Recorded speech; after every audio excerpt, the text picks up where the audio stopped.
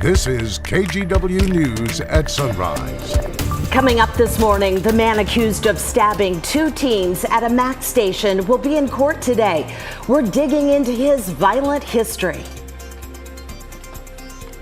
It'd be another punch on me, a hard one.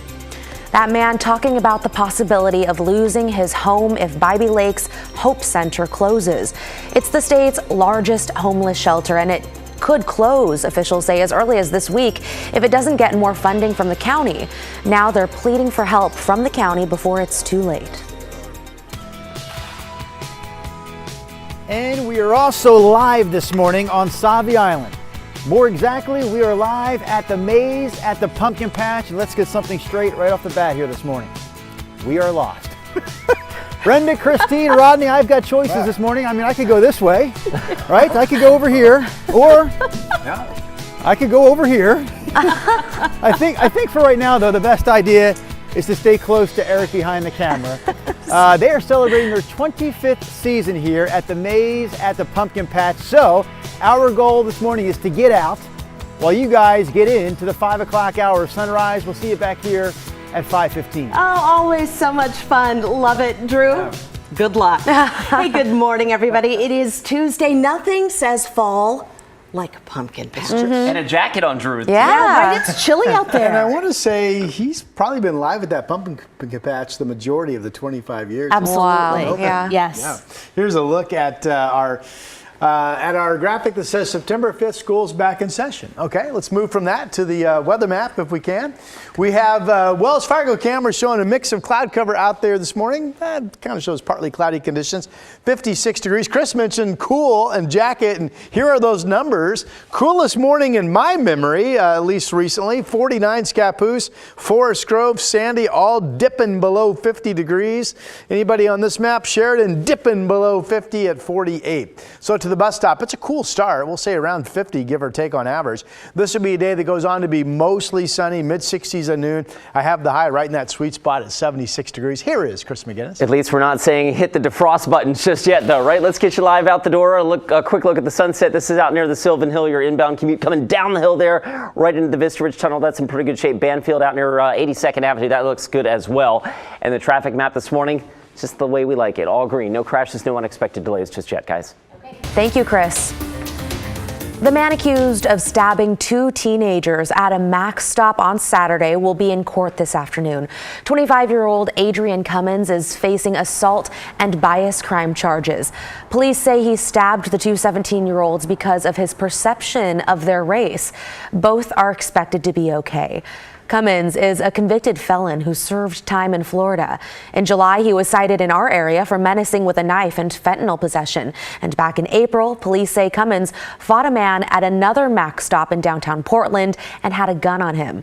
Charges for that case were dismissed. This morning, we have new photos of a man suspected of a racially motivated assault in Old Town 2 weeks ago. This happened on August 21st at Southwest 2nd and Pine. We talked to the owner of Stumptown Okatu just days after that.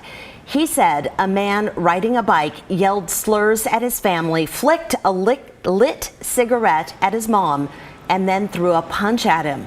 The owner also said he pepper sprayed the cyclist until he rode away. There's now a cash reward of up to $2,500 for any information leading to an arrest. And this morning, Portland's major crash team is investigating after an officer was hurt on the way to a call for help. It happened on Southeast Powell Boulevard near 92nd Avenue just before 7 o'clock last night. Video shows heavy damage. You can see it there to the front end of the officer's car. We're told they were taken to the hospital with non-life-threatening injuries. Police say the officer was on the way to help on a domestic violence call. Another car was involved in the crash too. The driver and 2 passengers had minor injuries. Both Evergreen and Camas schools are closed again this morning with teachers on strike after negotiations last night produced no new contracts. This will be day 6 of no school in Camas and day 4 in Evergreen. The Evergreen School District says it plans to return to the bargaining table this morning. Meanwhile, Camas is still providing lunch for students at Liberty Middle School and Lacamas Lake Elementary. We do have a list of what the teachers are asking for on our website. You can find our previous reporting at kgw.com. Powell's bookstores are set to open this morning after a one-day workers' strike on Labor Day.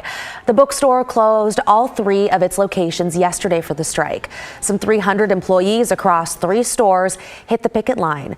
They've been asking for higher wages and affordable health care since early this year and say they are not backing down. We might do it again. We'll see what Powell's does at the bargaining table and how they respond.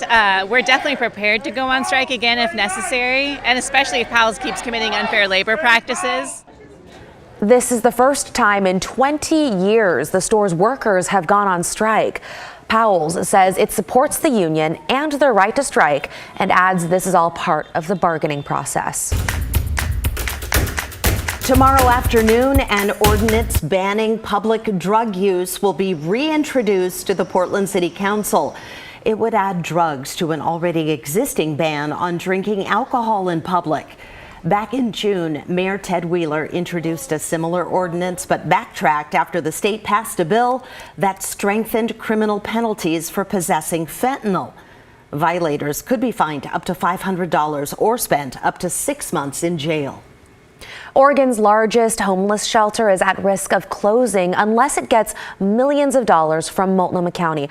We're talking about Bybee Lakes in North Portland. Those running the shelter say the money they need has to be in by the end of the week. Devin Haskins is live outside the facility in North Portland. Devin, if they don't get this money, this could potentially put hundreds of people back out on the streets. Yeah, and last month they stopped taking in new homeless people because they cited financial issues. They also have asked at the same time, the founder here at Bybee Lakes Hope Center had asked the county for $5 million to help keep them afloat. Currently, they get no money from the county. Bybee Lakes Hope Center is the home of the former Wapato jail that never opened. It was then converted into a shelter. It has 175 beds and room for 300 more people, and is currently the largest shelter and reentry program in Oregon. Bybee Lakes asked the county for that $5 million at a time when the county is currently sitting on $65 million unspent dollars that's meant for homeless services. Later this week, the county is expected to vote on how to spend that money. That's also just days before Bybee Lakes says they would be forced to close. That's according to their accounting.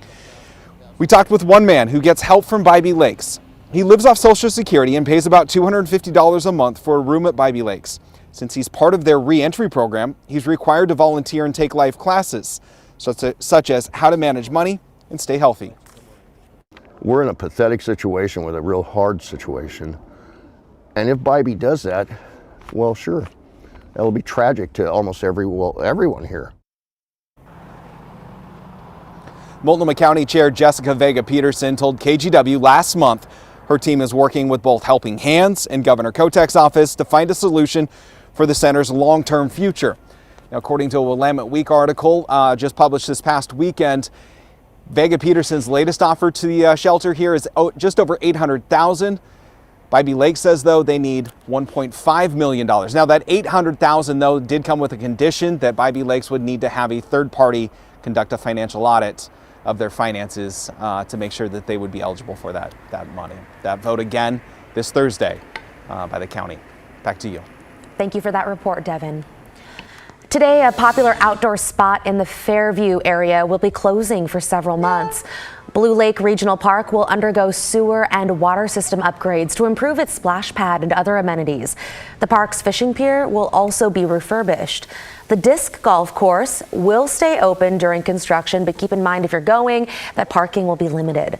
The park is expected to reopen sometime next spring. A lot of people back to work this morning after the 3-day Labor Day weekend. It was a little chilly for water activities yesterday. Yeah, you know, boating. Gray. Yeah, gray, and basically only in the upper 60s across the region yesterday. Nobody made it to 70. Here's a look at what's going on today or not going on today. Pretty quiet weather pattern, some rain up in Canada. Otherwise, you got to go all the way to the Dakotas to find that storm front moving across south and north. We have good air quality. I made a big highlight of this yesterday, and just all the dots are green. That's good air quality, all of Oregon, Washington.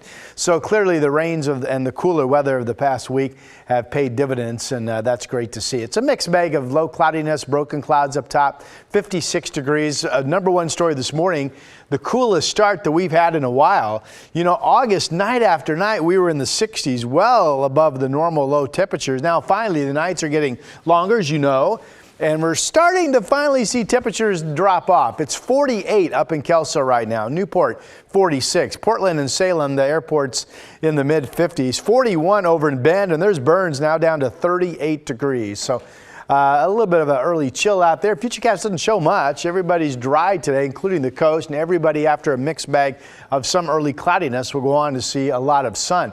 There's that little system that comes in tomorrow. Here it is in the morning, a thick cloud band approaching the coast. I have to believe there's at least a possibility for those of you in Seaside and Cannon, Tillamook and Astoria to see a touch of some light moisture tomorrow. The weather models, other than that, keep us dry here in the Inland Valley, and we'll see kind of a partly sunny day, it looks like, tomorrow. Temperatures, 75 degrees today. Salem, Corvallis, and McMinnville. Again, mostly sunny skies coming after a mixed bag this morning. Could be some fog pockets out there early as the temperatures have really dropped off. Similar numbers up through southwest Washington. Longview 72, Vancouver 76 degrees. Considered below normal for this time of the year. Tomorrow, partly cloudy, 75. And then we'll start to warm up and nothing gets crazy. We got 81 Friday, 83 Saturday, 80 on Sunday.